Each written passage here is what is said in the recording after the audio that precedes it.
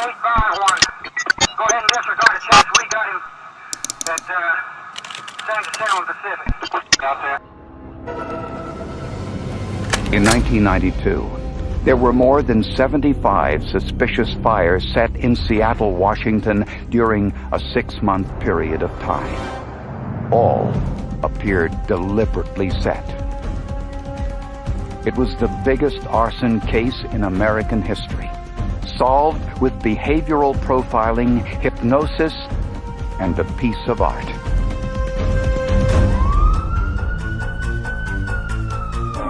On the night of August 9, 1992, firefighters outside Seattle, Washington faced a disaster. 3 churches were engulfed in flames at the same time, just a few miles from one another. When we arrived, the fire was probably at its peak. The flames were shooting above the sanctuary, which was a very large sanctuary. I would guess, it must have been 3 stories high. The next morning, parishioners of Trinity Lutheran arrived to find their church in ruins. Reverend Rouse made an unusual decision. He would conduct services anyway.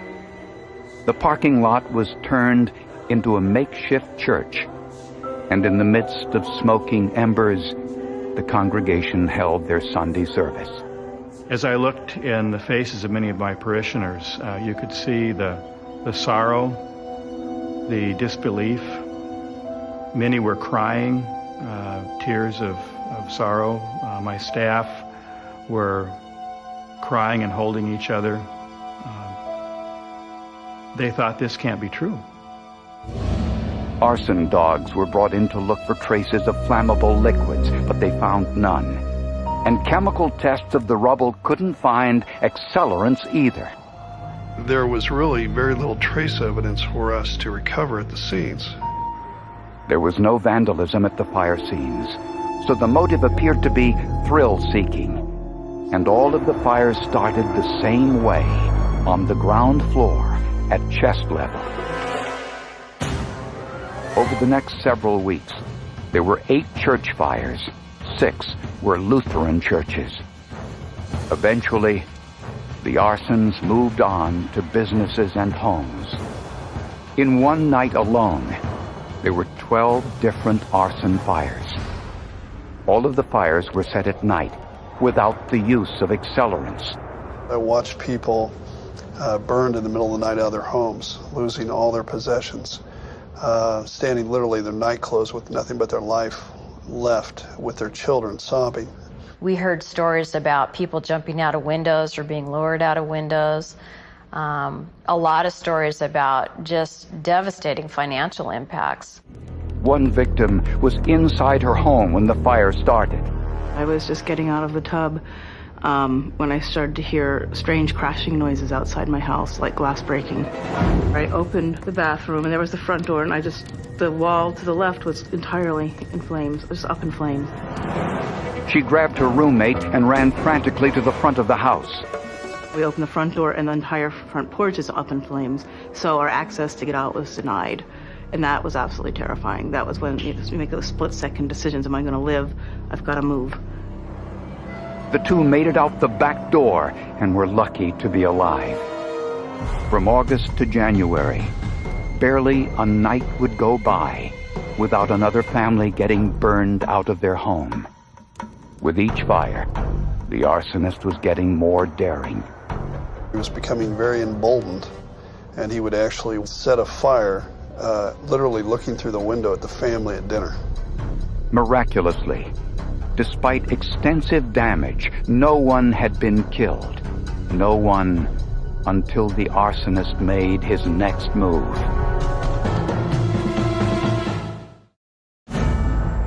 In the fall of 1992, residents of Seattle and the surrounding area were under siege.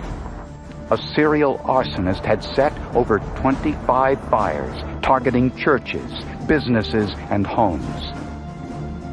All of the fires were set at night in the same way, by someone igniting buildings at chest level without the use of accelerants. I called our arsonist a guerrilla fighter because he, under generally cover of night, would go out, prowl around, be unseen, hit his target, and be gone basically before his target becomes known to anybody as a fire. He was very, very quick. He was extremely covert. Residents formed vigilante groups to protect their neighborhoods. Local fire companies mounted all-night patrols, but still, the fires continued. The arsonist appeared to be taunting fire investigators. He would draw out the fire department. We would have one fire in one part of town, and then he would go, a fire station would be nearby, and he would set another fire on the other side. So he knew where the fire departments were.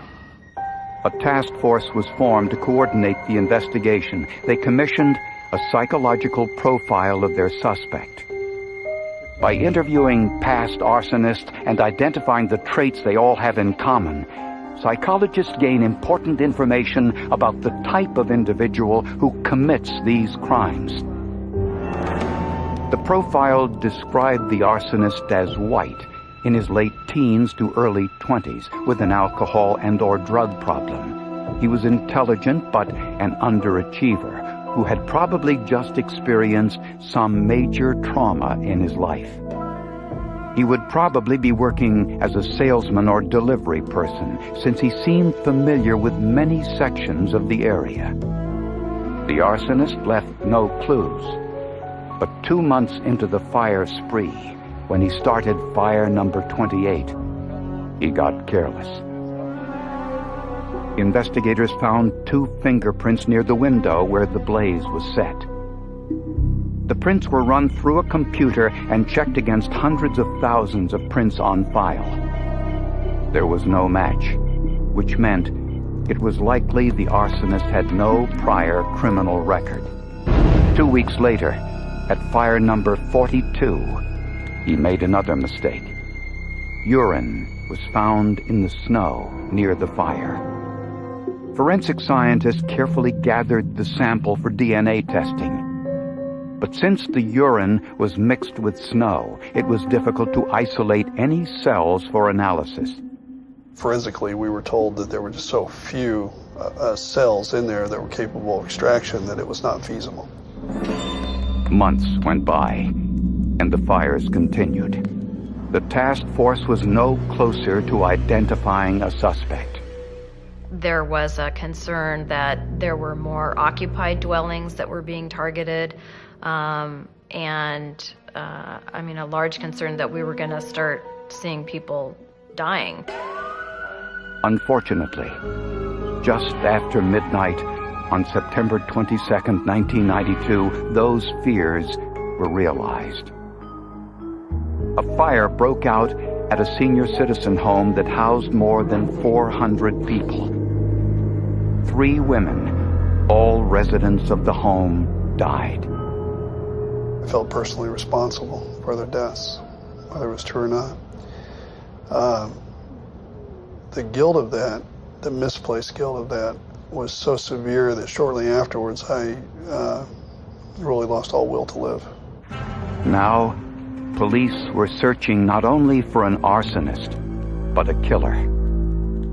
Eventually, the press coverage generated the first lead in the case. A woman called police to say that a well-dressed man bumped into her near one of the fires. This individual stood out to her. Fashion, it was his clothing, the mannerisms, some odors that she detected, both alcohol and an aftershave or cologne. She said the man was intoxicated and had mentioned the fires. She got a glimpse of his license plate number, but didn't write it down. The incident happened weeks earlier, and she had only a vague recollection of what the man looked like. In their desperation, investigators made an unusual decision. They decided to try forensic hypnosis.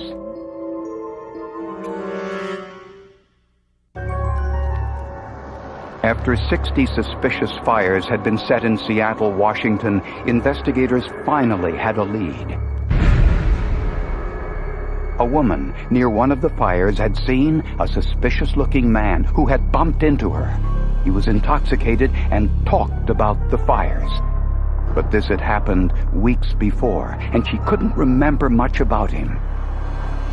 So investigators decided to try forensic hypnosis.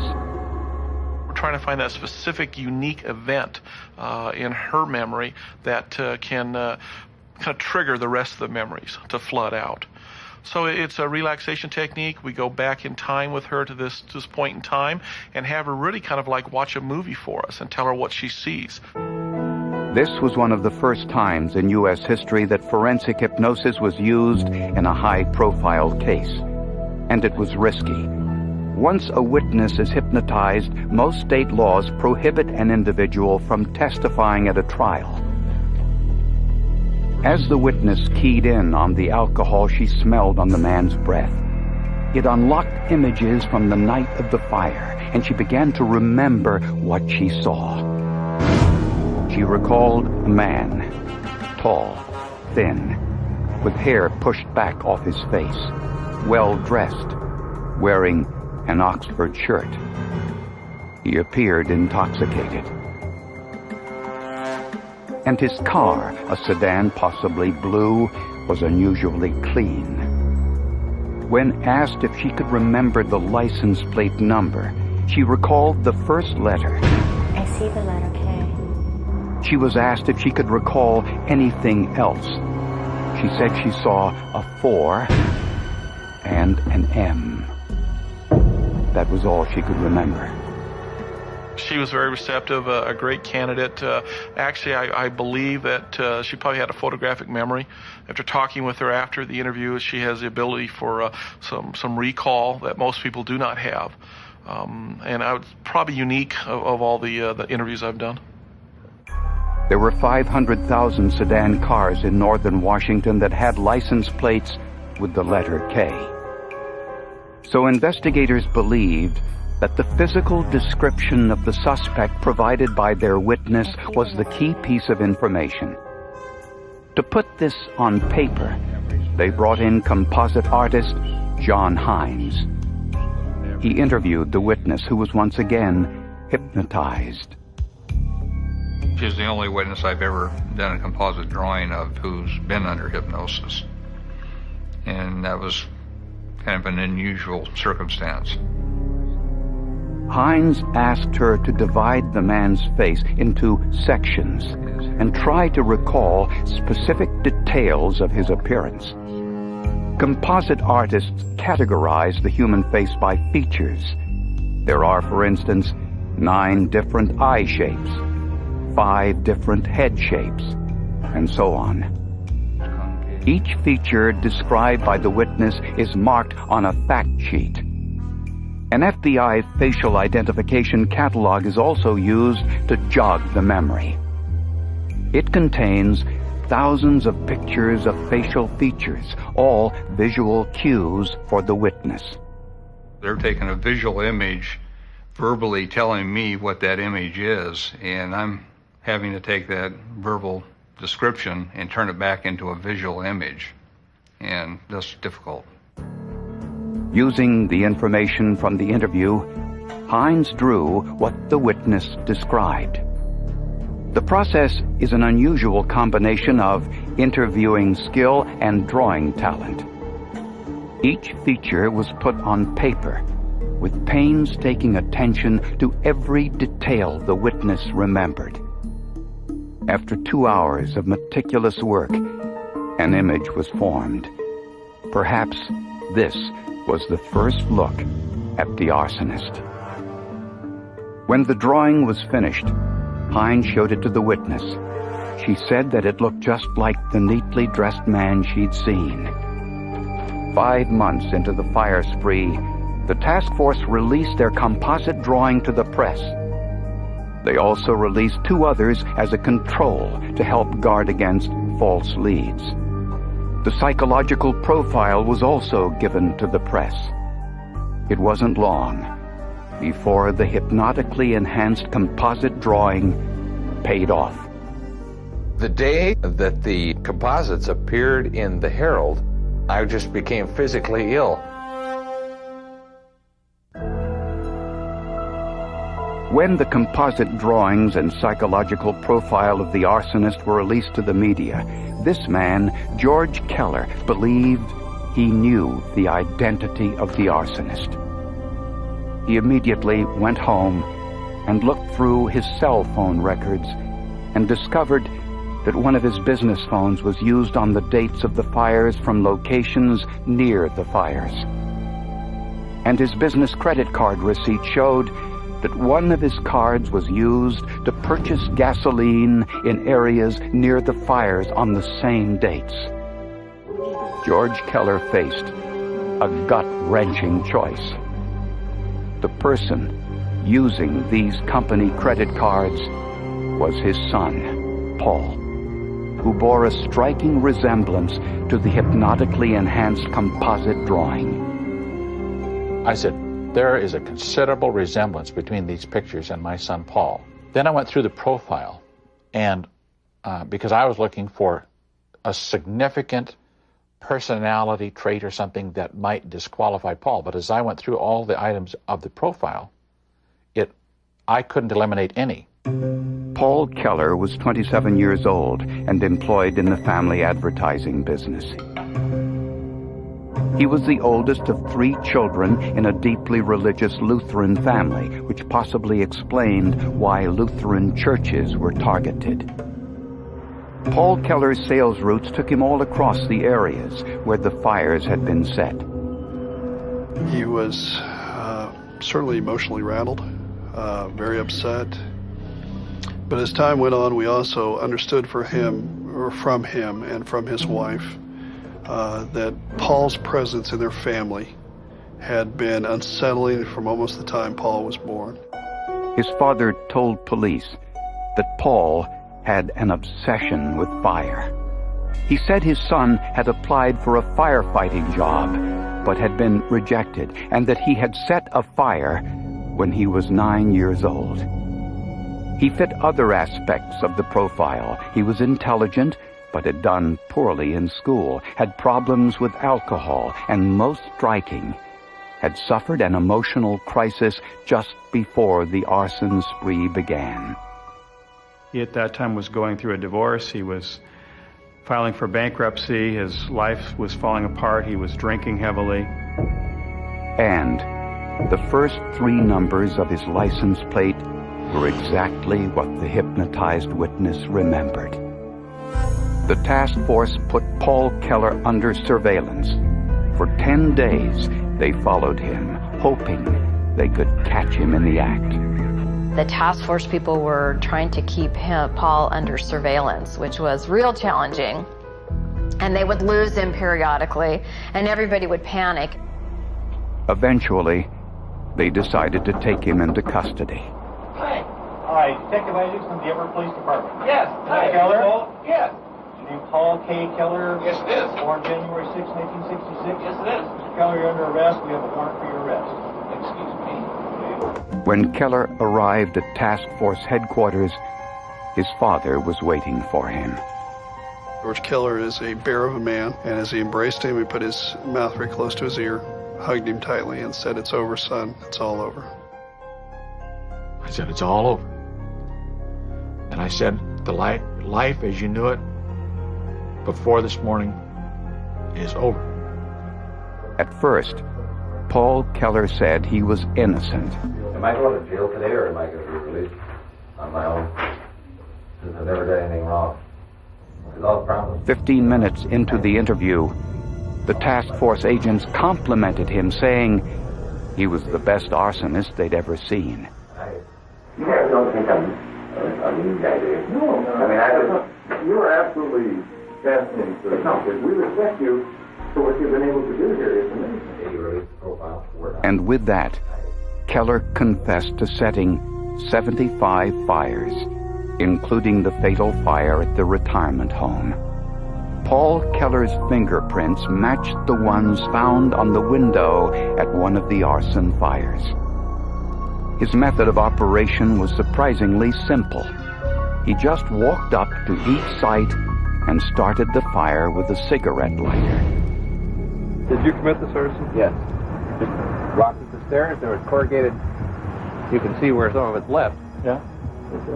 I'll do the same thing, just look that fast. I pulled around and the door was just wide open. And there I was in that state of mind, and I lit a chair and she just went. And that was the only one that I really ever stayed to watch of all. It went real fast. Fast. Very fast. It also went to multiple alarms very fast. Very fast. Man. It did. Keller also said he was sexually molested by a volunteer fireman when he was 12 years old. Paul Keller was convicted of arson and murder and was sentenced to 99 years in prison. He won't be eligible for parole until he is 113 years old. Again, a word to the victims. All our life, we will be sorrowful for your pain and your loss. We shall never forget to pray for your healing, restoration, and peace. May God in His help, in His grace, help all of us. Paul Keller's arson spree was the biggest in U.S. history. It's very hard to rationally explain why I did that, because there's no rational reason. I was not angry at Trinity. But I was very empty. And perhaps I thought that others needed to be as empty as I was. But it was not a valid thing to do. And investigators say he may not have been caught if not for the forensic hypnosis and the composite drawing.